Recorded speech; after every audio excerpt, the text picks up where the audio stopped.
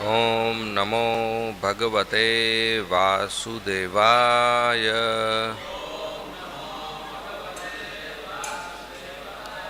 ॐ नमो भगवते वासुदेवाय।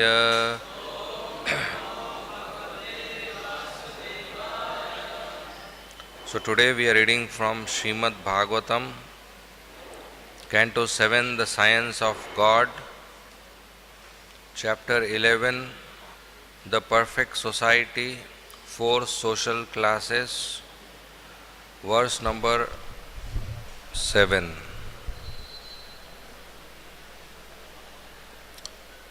Dharmamulam hi Bhagavan Sarva Vedamayo Hari Smrutam cha tadvidam Rajan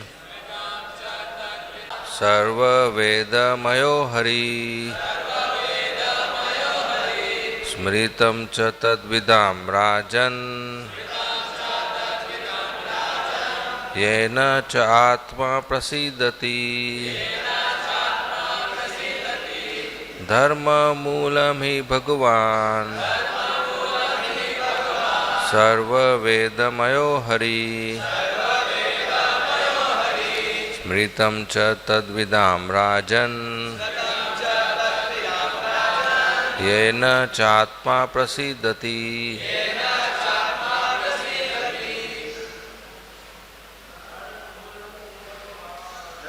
Moolam hi Bhagavan Vedamayo Hari.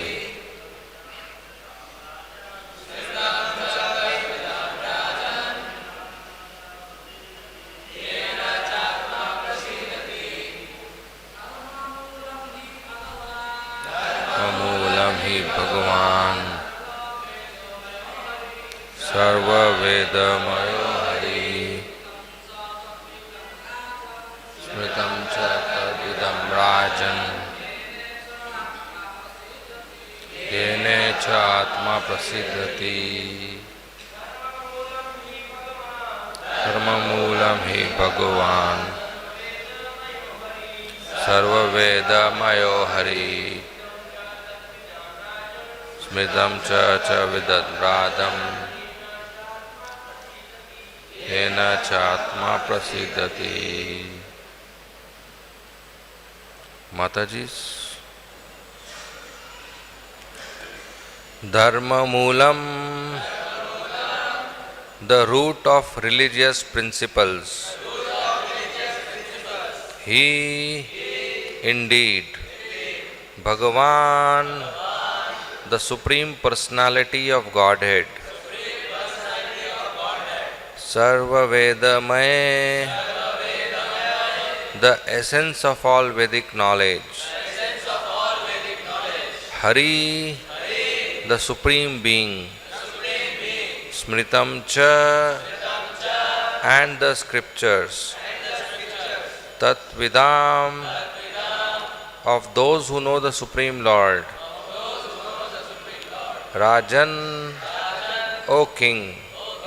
Yena, by which. Cha, also. Atma, the soul, mind, body and everything. Prasidati, become fully satisfied. Translation and purport by Srila Prabhupada. Translation. The Supreme Being, the personality of Godhead, is the essence of all Vedic knowledge, the root of all religious principles, and the memory of great authorities. O King Yudhishthir, this principle of religion is to be understood as evidence. On the basis of this religious principle, everything is satisfied, including one's mind, soul, and even one's body. Purport by Srila Prabhupada. As stated by Yamraj, Dharmam tu Sakshat Bhagavad Pranitam. Yamraj, the representative of the Lord, who takes care of the living beings after their death, gives his verdict as to how and when the living being will change his body. He is the authority, and he says that the religious principles consist of the codes and laws given by God. No one can manufacture religion, and therefore manufactured religious systems are rejected by the followers of the Vedic principles. In Bhagavad Gita 15.15, it is said, Vedescha sarvar aham eva vedaya. Vedic knowledge means to understand the Supreme Personality of Godhead Krishna. Therefore, whether one speaks of the Vedas, scriptures, religion, all the principles of everyone's occupational duty, all of them must aim at understanding Krishna, the Supreme Personality of Godhead.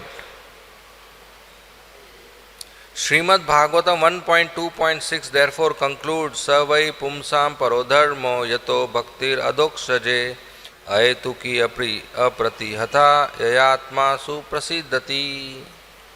In other words, religious principles aim at learning how to render transcendental loving service to the Lord.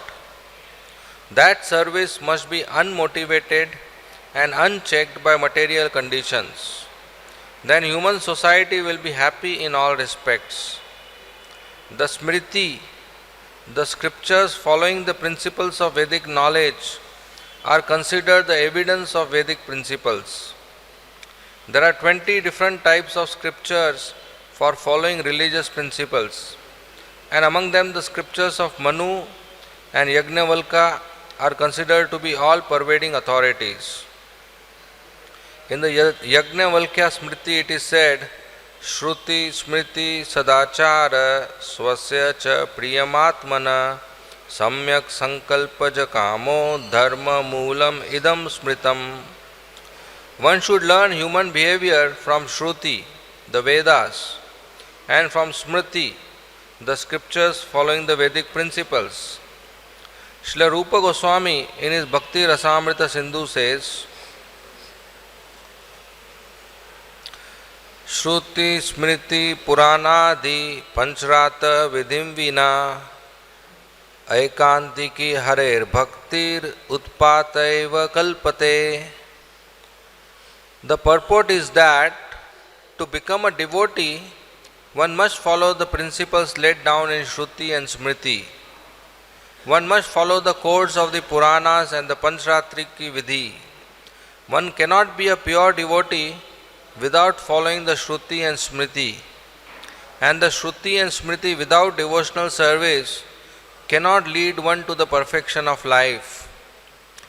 Therefore, from all the evidence, the conclusion is that without bhakti, devotional service, there is no question of religious principles. God is a central figure in the performance of religious principles. Almost everything going on in this world as religion is devoid of any idea of devotional service and is therefore condemned by the verdict of Srimad Bhagavatam. Without devotional service, so-called religious principles are only cheating.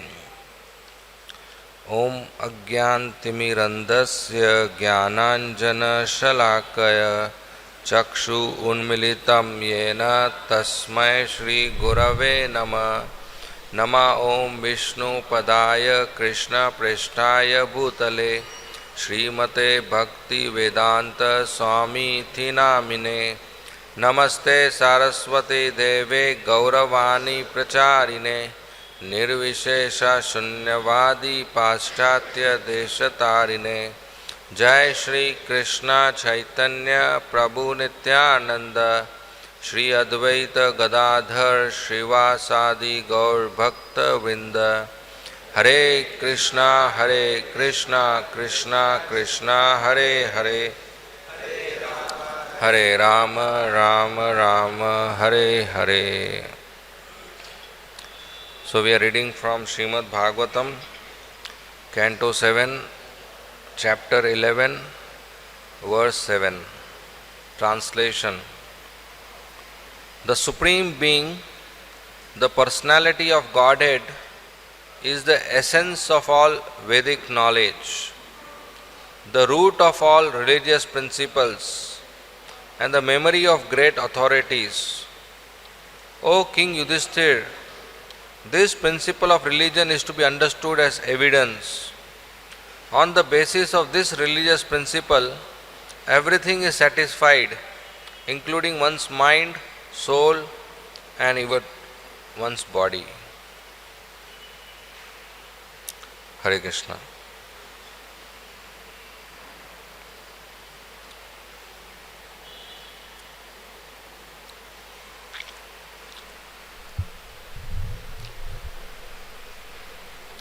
So, in this chapter, Yudhishthir Maharaj is inquiring from Narad Muni. Narad Muni has just concluded the pastimes of Lord Narsingadev and Prahlad Maharaj. That also he told because of inquiry of Yudhishthir Maharaj. And now Yudhishthir Maharaj further inquires from Narad Muni, asking him what is dharma and how to execute perfect devotional service.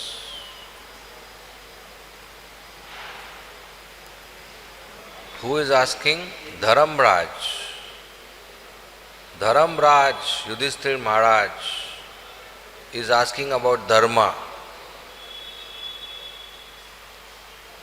Dharma is so complicated that every person cannot know or understand or figure out. Dharma cannot be understood by reading books, cannot be understood by material education or mental speculation. Dharma resides in the heart of a Mahajan, and only by serving and inquiring from a Mahajan one can know what is Dharma. So Yudhishthira Maharaj, he exclaims that, my dear Narad Muni, you are highly qualified soul. You are son of Lord Brahma. You are pure Brahmana. You are pure devotee. So you are qualified to explain me what is Dharma. In reply, Narad Muni, he says that once I visited Lord Narayan, many times he visited, one of the times Lord Narayan explained me about Dharma. I will repeat the same thing. Narad was not thinking, yes, I am qualified, I am son of Brahma, I will tell. He is very humble and he wants to repeat what he has heard from Lord Narayan. This is the way of presenting transcendental knowledge. This is the proper way of representing the Guru Shishya Parampara. One does not add or delete from his own mind, concoction, speculation. material intelligence. That way the knowledge gets dilute. People become very proud when they get degrees of MS and PhD. You know what is MS and PhD? MS means Master in Speculation, and PhD means Philosophical Deviation. So because of this pride, they add what they think is better than the acharyas, and that spoils the whole thing. So when one speaks on transcendental subject matters, one should refer to higher authorities. One should not add or delete from his own side. One should not add thinking that I am giving something better as per present circumstances. Or one should not delete thinking that this is outdated, not relevant. There is a big controversy going on in ISKCON about Prabhupada's purports, whether to add something or delete something. Why it's a controversy? Because it's not easy. Some say yes, you add, so that is relevant. Some say no, don't add, because we can't change Acharya's words. Some say delete, otherwise people will not read these books. Some say don't delete, keep it as it is. The controversy is among senior Vaishnavas. Why? Because this is not easy subject matter. And this is there always. So Narad Muni is saying, in one of my visit to Badrika Ashram, I spoke to Nar Narayan Rishi. Lord Narayan with Nar, who is Arjun, are even today present in Badrika Ashram,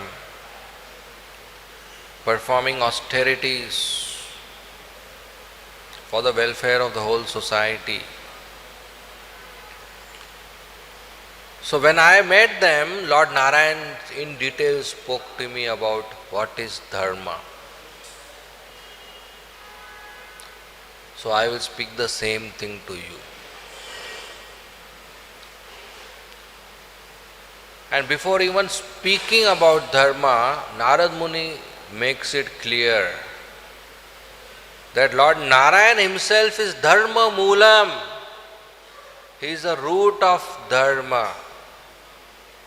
He is the root of religious principles. Sarva Vedamaya, he is the essence of Vedic knowledge. We will discuss the relationship between dharma and knowledge also. So he is root of dharma, he is root of religious principles, he is the essence of Vedic knowledge, he is the root of smritis. And only by this dharma, only by these religious principles, a person will be prasiddhati, completely happy. The body, the mind, and even the soul, completely happy by following dharma. So dharma, Yamraj in 6th canto, he says, what is dharma? Dharmam tu sakshat bhagavad pranitam. Dharma are those rules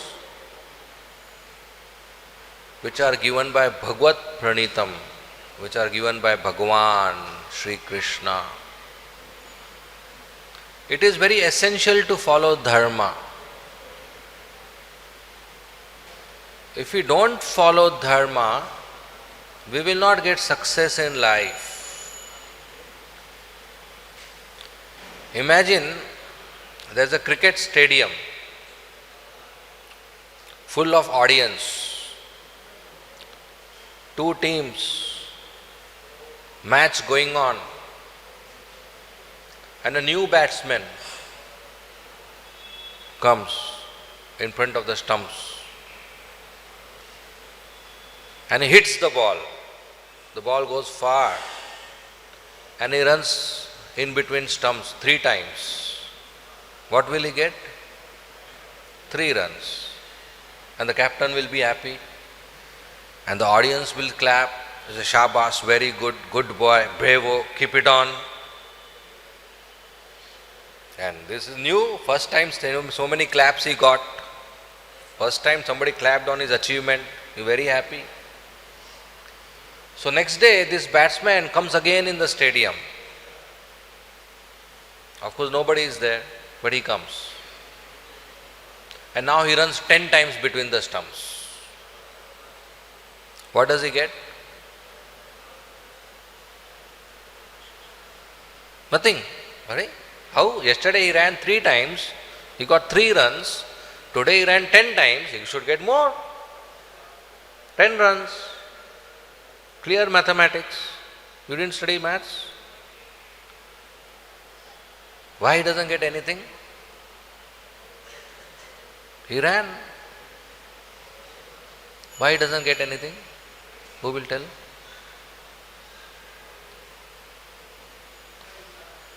Huh? Umpire is not there. Yes. There is no match there. Yesterday, in the stadium, the rules of cricket were operating. Today, the rules are not operating. Yesterday, to come inside the stadium, you require a ticket of 500 rupees, 1000 rupees. Today, even dogs were entering free. So, yesterday, he got success not because of running. He got success because he followed a rule. And the rule says, if the batsman hits the ball and runs 3 times before the ball reaches the stump, he gets 3 runs. This is the rule. Right? Today there was no such rule. So yesterday he ran or performed an action as per a particular rule, and that's why he got success. Today he also ran. Today also he ran. Today also he performed an action. But was there any rule? No. So he did not got success. So success is not by performing action. Success is not by performing action, running around, working hard. Success is by performing action as per a particular rule. Action means karma. Rule means dharma. So always remember this equation. Karma plus dharma is equal to success. If you do karma but not as per dharma, then it is not called success. Even if you get a result, even if you get a consequence, but it is not called success.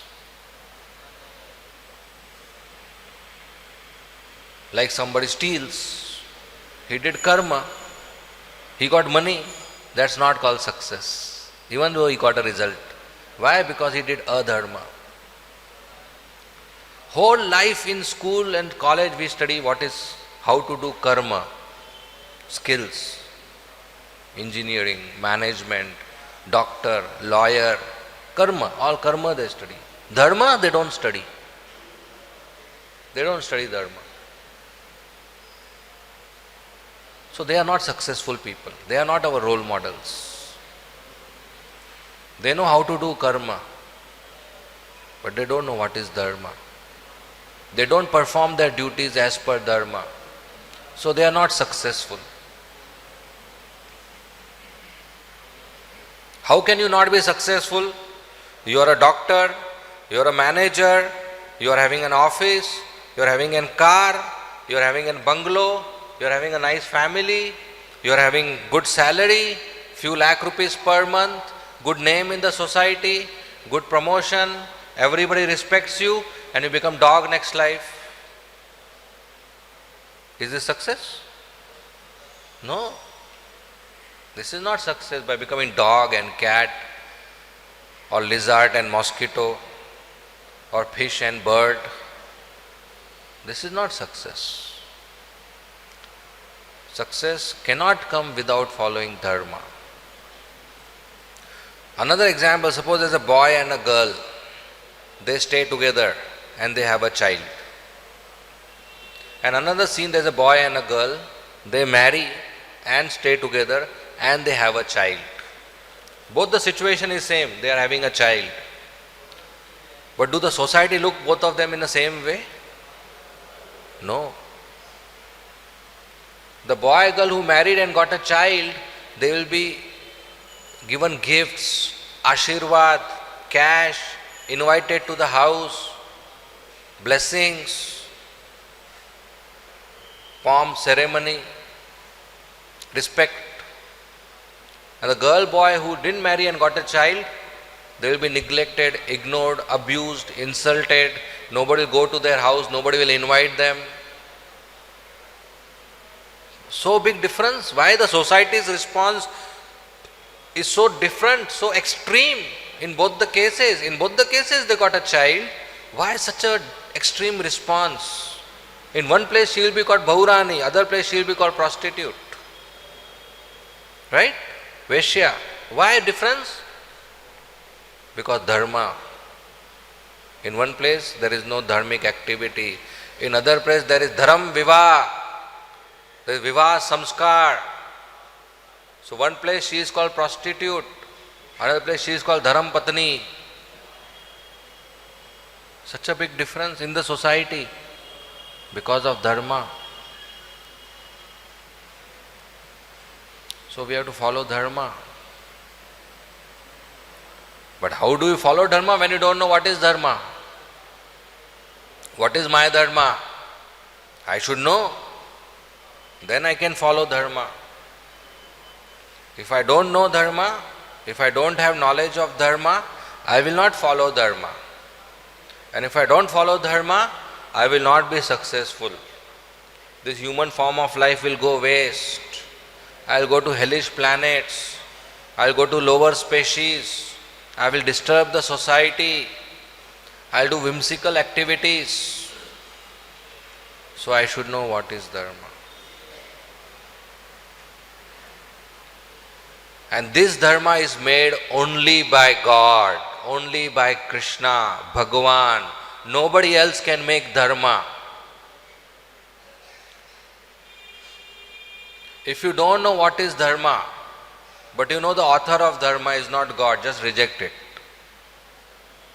Only God can make dharma. Manufactured dharma is not acceptable. Just like country laws, the government can make. Nobody else can in between make.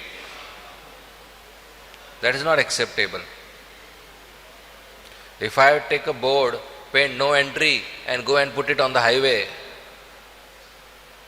will that be acceptable? No acceptable. If the traffic police comes and does it, it is acceptable. Law, no entry, don't go on this road. But if I do no entry business, it's not acceptable. It has to be authorized. So only God can create dharma. Only Krishna can make dharma. Anybody else makes dharma is to be rejected. That is not dharma. And this dharma of the living entity is mentioned in Vedic scriptures. And that is where the knowledge comes. Even Krishna follows Vedic scriptures when he comes down. Even Krishna follows Vedic scriptures in his dealings. So dharma is given in Vedic scriptures, and Vedic scriptures are realized by great souls in their heart, and these great souls can impart dharma to their audience based on Vedic scriptures. Guru, Sadhu, Shastra. Out of this Shastra is pivot. The Guru has to follow Shastra, the Sadhu has to follow Shastra. The Shastra has to follow nobody. The Shastra is independent authority. Central point. Krishna also, if he has to give dharma, he follows Shastra.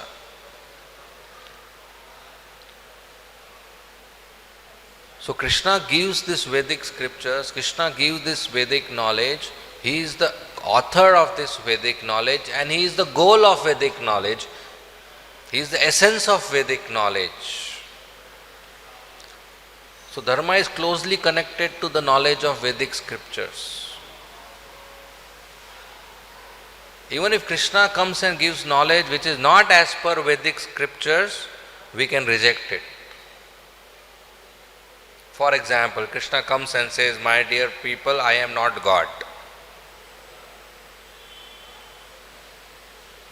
This is against Vedic scriptures. So we reject it. Or we obey. Okay, you are not God. I was mistaken until long time. No. More than that, Krishna came as Lord Buddha. Dharma Moolam. Krishna is Dharma Moolam. So Buddha is also Dharma Moolam. And Buddha gave religious principles. He gave Dharma. Do we follow them? No. Why? He is Dharma Moolam. He is giving Dharma. Follow it. No. Because what Buddha gave for a particular purpose in his mission was against Vedic scriptures.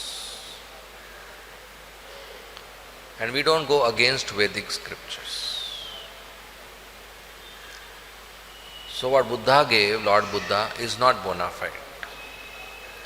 We can worship Buddha, no problem. But we don't follow his knowledge. If you get an invitation to attend Lord Buddha's class, go to see him, not to hear him. Put earplugs. Just joking. So, he gave for a particular audience. Ahimsa paro dharma, no Vedas, no soul, no reincarnation, no God. This is completely contrary. Unacceptable. So Krishna, he gives dharma, he is the root of dharma and he gives in Vedic scriptures. So for us, Shastras are more important and we have to follow scriptures. Krishna is essence, Krishna is compiler, Krishna is author. Any knowledge which doesn't refer or include Krishna is not knowledge. It is of no use to us. It is waste of time. This modern education,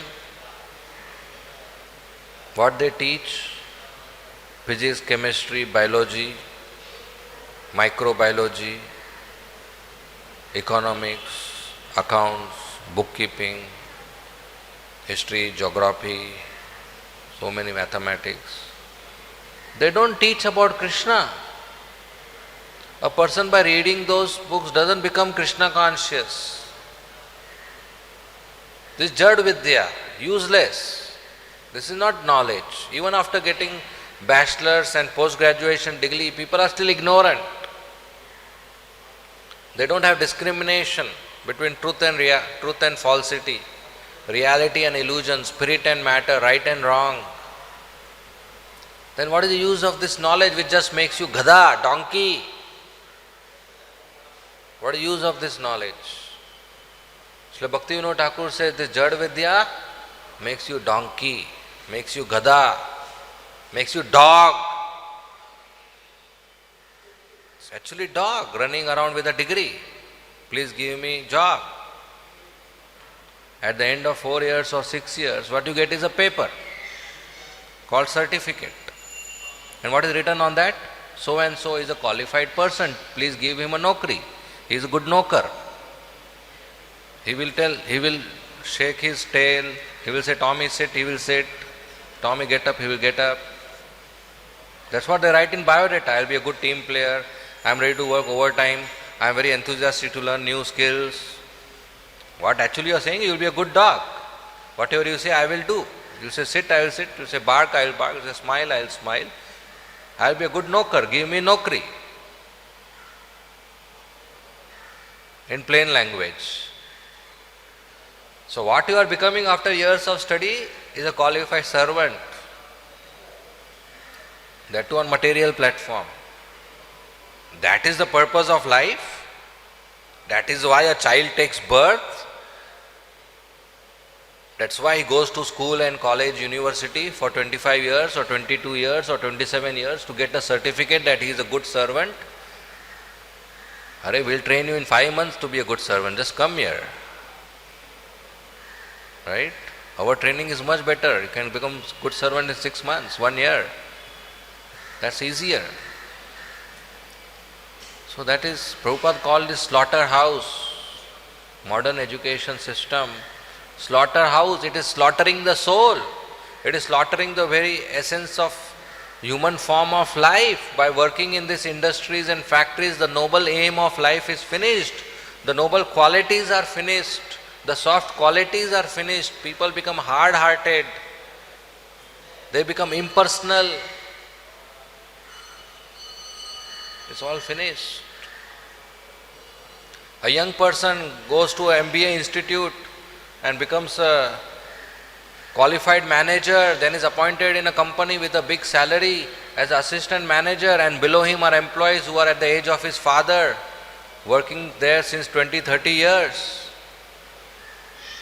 And he has to deal with them. Not easy.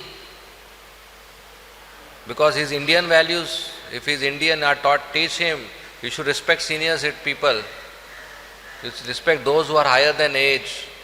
And his MBA teaches him, if they don't perform, you chastise them, sack them, throw them, fire them. So what will he do? What is the use of this education which erodes your values, which erodes your culture? It doesn't help us. Most of the big businessmen who have good vacancies for educated people, those businessmen themselves will not be educated. You see. Without education, they can hire educated people. So this education is not final. Just last 200 years, the technology is advancing, so we think this education is important, modern science education. Before 200 years, this modern science was not there. This atom molecule business was not taught. And people were still living since thousands of years. So now why this has become so prominent? This Kali Yuga, quarrel and hypocrisy. In few years this will be finished. We have no use of this. The actual purpose of life is to gain knowledge which is there in scriptures. Srimad Bhagavatam. Most of the subjects we learn is only for our career. It doesn't have any use in life. How many of you learn Spirogyra, Mucor? Oh my God, so much. Where did we use it? We never used it. And we will never use it also. And how many learn Humpty Dumpty sat on a wall, Humpty Dumpty had a great fall? Please raise your hand. Can anybody give me the meaning of this? No one. Even the Education Minister of India may not know this. Even Google.com does not know the meaning.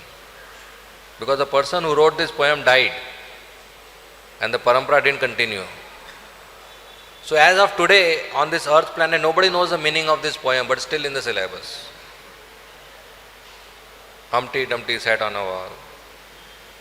And when uncle auntie come in the house, the parents go, hey Gudiya, idhar aao. Yes. Hum bolo poem, Humpty Dumpty, everybody claps. Oh, He thinks I did a big achievement today. What achievement you did? You said something which nobody knows and of no use. But still continuing. Are if sarva dharman parityaje man mana bhava mad bhakto. If that was taught to that child, whole life would stand Bhagavad Gita shloka or Hare Krishna Mahamantra would have helped next life also. Indradyumna Maharaj, he learned shlokas, and next life when he became Gajendra, elephant, somehow those mantras repeated and he got saved. He got darshan of Vishnu. But if you chant Humpty Dumpty when you are in trouble, who is going to come? Vishnu or Humpty Dumpty? Who is going to come? Nobody is going to come. Useless they teach. Rain, rain, go away, little Johnny wants to play. You remember this? Early morning the farmer goes to the field, my dear Lord, please send rain. And his son goes to the school, rain, rain, go away. Oh, how much confusion. Krishna will be so confused whether to listen to the father or the son. Right? 70% Indians villages, they do agriculture. So we should teach them importance of rains, or we should teach them rain, rain, go away. We should teach them without rain there is no grain. But they have no brain. So this all modern education is third class. It's making gada. Because Krishna is not present there. Krishna is absolute truth. This is all relative truth. He is Vedanta. He is the end of knowledge. He is the essence of knowledge. Without Krishna, all these so-called religious principles are only chala dharma, cheating religion. There are 5 kinds of irreligious principles. Upadharma, adharma, paradharma, abhas dharma, chala dharma. When Krishna is not present, all these types are present. So intelligent man should understand what is actual dharma. And actual dharma is that which engages one in pure devotional service. Ahetuki apratihata, uninterrupted, causeless activity. Continuously engage in Krishna's devotional service, in pleasing Krishna. For the pleasure of Krishna, not for anything personal. And these rules and regulations of how to behave, how to act are mentioned in the scriptures, Shruti and Smriti. Shruti are the scriptures which contain the Vedic principles. Smriti are the scriptures which are based on this Shruti, which are based on Vedic principles. Upanishads are Shrutis. Bhagavad Gita, Bhagavatam is Smriti. And we have to follow both. There is class of people who follow only Shruti, not Smriti. Thinking Vedas I will follow. Bhagavad Gita and Bhagavatam I don't. I don't accept them. But such people, they only create disturbance in the society in the name of Dharma. Because the great authorities like Vyasdev, they have written how to follow these Vedic principles in our life. So they are equivalent to the Vedic principles. And these Smritis cannot be rejected. And when one follows this Dharma, these religious principles given in Shrutis and Smritis, then one is joyful. Atma prasidati. The body is good, the mind is good, and the soul is good. The body gets benefit, the mind is peaceful, and the soul is joyful. All round benefit. Any other system we follow, it will not give all round benefit. It may give some benefit. And any other manufactured religious principle we follow, that will not give any benefit. So many people in modern days, they claim to be God, or their followers claim them to be God, and they give some religious principles, some mantras. This is all mental concoction. We should reject them. One example is Jainism. Lord Rishabdev, the incarnation of the Supreme Personality of Godhead, he roamed around like a avduta, naked, not taking bath, just wandering, no eating, nothing, like a madman, not speaking, not hearing. Sometimes people will criticize, they will throw stones, they will spit at him. And when he was staying at one place, he would remain at one place for days together. He will pass urine and stool and stay there only. But still, because his transcendental body, his urine stool will have fragrance for few kilometers. So gradually he got followers. People started worshipping him. So the king saw this. He said, I'll also become like this. And I'll also have followers. So he also removed his clothes. And he also started roaming naked. And introduced his own rules and regulations. And that is how this Jain Dharma started. And now people are following. God not required. How can there be religious principle without God? How can there be religious principle without devotional service? It doesn't make sense. Like imagine we have a nice temple like this. Nice pillars, nice, everything nice, but deity is not there. Will that be called temple? No. Without God, how can there be a temple? Deity is there, but seva is not there. Even that is not a temple. Because God will leave that place immediately where there is no seva. He will not stay there. So real religious principles means Krishna should be there and Krishna seva should be there. Like a temple means Krishna should be there, devotee should be there, and devotional service should be there. These three things make a temple. Similarly, religious principles means these three things should be there. A genuine practitioner of religious principles, a genuine practitioner of dharma, he grows when he develops three qualities. Name Ruchi, Vaishno Seva, Jive Daya. This is characterization of real religion, where the practitioner gets Name Ruchi, he gets attachment to the holy name of Krishna. Vaishno Seva, he is eager to serve other Vaishnavas, and Jive Daya, he is compassionate to other living entities. There are some religions nowadays who eat meat. People, followers of those religions eat meat. They have attachment to God. They have Vaishnava Seva also. They serve their own fellow beings. But they eat meat, no Jive Daya. So that is not called genuine religion. That is not called real complete religion. That is sub-religion. Half religion. You don't get full result by half religion. So real religion means all three should happen.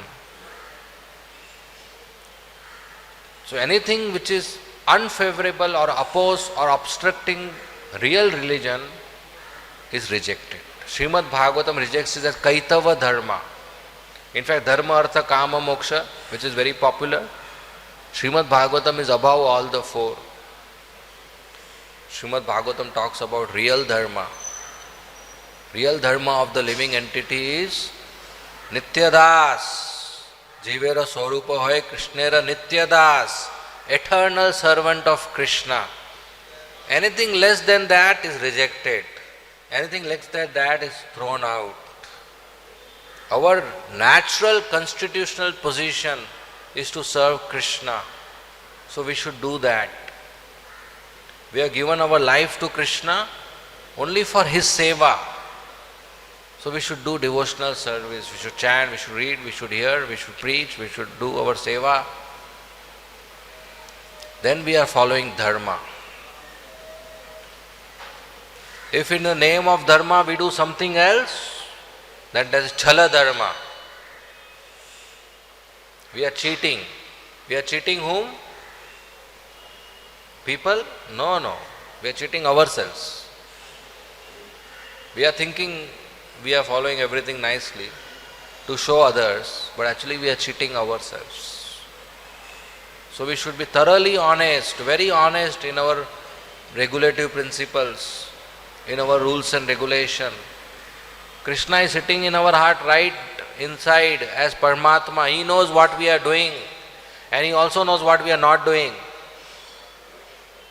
He knows what we are thinking and what we are speaking. When we go to the altar and say, Na dhanam, na janam, na sundarim, kavitam, va jagadisha kame, He hears that, Radha Rasabihariji. But inside what we didn't tell, that also He hears. So He knows. We can't cheat Him. But if you are honest, imandar, sincerely honest, then Krishna reciprocates. Krishna reciprocates, and whatever His reciprocation may be, it will give us spiritual growth. Krishna's reciprocation is all good, all auspicious. Whatever He does for us is good for us. It is favorable for our spiritual advancement. So we depend on Him. We pray to Him, we depend on Him, and very honestly we practice our dharma. Very honestly we practice pure devotional service. Very honestly we perform our prescribed duties, and that way we advance in spiritual life. Okay, we'll end here. Thank you very much. Srimad Bhagavatam ki, Srila Prabhupada ki. If there are any questions or comments, we will take.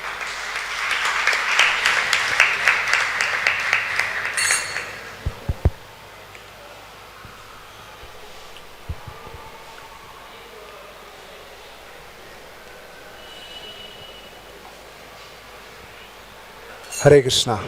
Hare Krishna. So, I have a small question, Prabhuji, that as you mentioned about the modern education system, that how this is making people into a qualified dog. So, my question is that in today's scenario, we see that this modern education system is quite good advertised in the ISKCON schools, and these schools, they say that their achievement is that how many are becoming engineers and doctors after studying, although they are like maintained by ISKCON. So why this is? And second is that lot of congregation devotees, initiated devotees, they take pride that their children have become well qualified, in degrees in the material world. They got engineers or whatever. So knowing all these things, that how Prabhupada mentioned that material education is just useless and makes one a dog. So if you can throw So there some are light different on it. devotees on different stage of dependence on Krishna. So those who are beginning stage of dependence on Krishna, they also have dependence on other things in the material world which are performance based and considered good. So they judge things by performance, by achievements. So they, if chant 16 rounds, they say, I achieved today 16 rounds, very good boy. And they got good numbers in exam, they say, good boy, he achieved some good numbers. So that is a lower stage of bhakti. The dependence is less. So ISKCON, there are mixed audiences. So there is some people who are dependent still on material performances. So they appreciate this. But those who are only dependent on scriptures, they will not appreciate this. So ISKCON is an open society. Everybody can come and bow down to Krishna and chant Hare Krishna, but they maintain their internal stage. By wearing dress of a renounced person, you don't become renounced. So they maintain their material attachments. So some people maintain their material attachments towards cricket, some people maintain their attachment to family, some people maintain material attachment towards science, some people maintain material attachment towards government, country. Some people maintain attachment towards worldly religion. There are 5 attachments. Body, family members related to body, property related to body, country, science and religion. There are 5 attachments. So when they maintain this attachment, they appreciate such activities. But as far as Prabhupada's purports are concerned, this is slaughterhouse. So somebody who gets a degree is appreciated. Somebody who kicks a degree should be more appreciated. Okay? Yes. Hare Krishna, Prabhuji. Yeah. Prabhuji, you said that Dharma is created by God, right? So when Lord Buddha came, so he is having the authenticity to change the Dharma as like ahimsa paro Dharma. So he is having. My question is that when the Dharma is created by God, so he is having the authenticity to change the Dharma as he came Buddha. But you said that when the Lord comes also, he has to follow. So how can we justify? No, Dharma is given in the scriptures. And once the scriptures are given, even Krishna, he has free will to do anything and everything. He is independent, Swarat, but he doesn't change scriptures. Because the very root of scriptures is that they are to be preserved knowledge, realized knowledge. They can't be changed. So even Krishna doesn't come and change scriptures. Anytime Bhagavad Gita, Krishna came and gave Bhagavad Gita version 2.1? No, he will never do that. What he gave is clear, fixed. No millennium edition, no upgradation, no bug fixing, no errata. Even Krishna doesn't change Vedic scriptures. Buddha was a special case for a particular mission, which is also mentioned in the scriptures. He came and he rejected Vedic scriptures because people were misinterpreting and he wanted to protect animals. But after Buddha, others came, acharyas came, they explained to us. So we follow acharyas, dharma is in their heart. So we don't follow the instructions of Buddha, we don't follow Buddhism, we follow Vaishnavism. The acharyas who came and explained to us. Okay? Chaitanya Mahaprabhu himself came and he didn't follow Buddhism. When Krishna himself is not following his dharma, why you want to follow? Okay?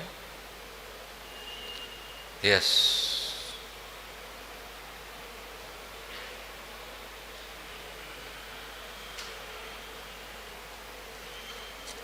Hare Krishna Prabhuji. Hare Krishna. As you mentioned in the beginning, whatever in the Veda, that is Dharma. So, Lord Krishna says in the Bhagavad Gita, Traiguna Vishaya Veda. We should go above the Veda. So, how we can understand that? So Vedas is like desire tree, can fulfill all material desires also. But those who are serious practitioners, they go beyond material desires. They want only pure devotional service. So when Vedas are giving us instructions to fulfill material desires, that we have to reject. Vedas are for everybody, but for devotees, they have to select. Select only those things which give pure devotional service. Like ghee. You want ghee from milk, then you remove that. Rest you reject. But somebody else may accept that. But you want ghee, so you remove that. You want malai, you remove that. Right? So it's like that. For everybody is not going to take pure devotional service. They have material desires. So Krishna has given facility to fulfill their material desires. But for Arjuna and followers, he has said to come out of this forest and just vivasatmika buddhi, just concentrate on devotional service to Krishna. Okay? Yes. Piche.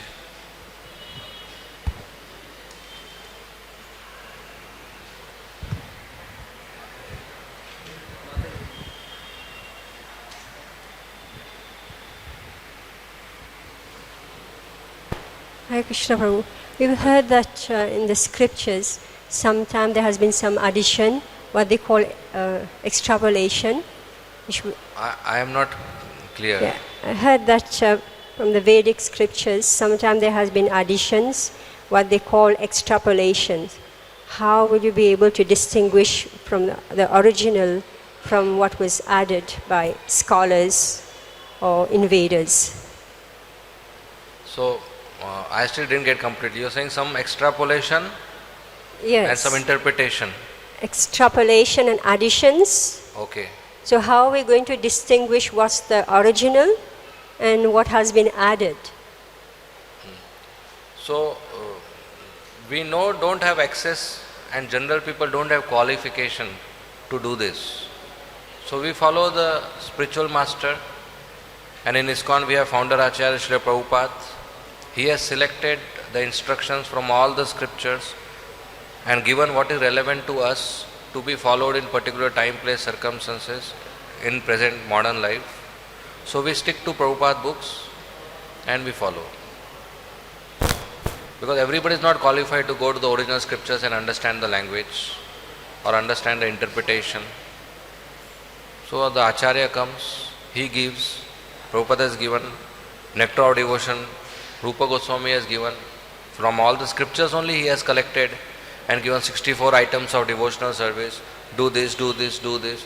Out of that also Prabhupada has given, like in one item Rupa Goswami says to worship Lord Ganesha, clear cut, mentioned. Original scriptures also mention Ashtavinayak, Ganesh, Sri Ganesh, first you worship Ganesh. Rupa Goswami also says yes, you worship Ganesh. Prabhupada didn't include that in our daily life. So we follow what Prabhupada has given. If you go to original scriptures, we will be confused more. Okay? Any more questions? Okay, we'll end here. Thank you very much. Hare Krishna.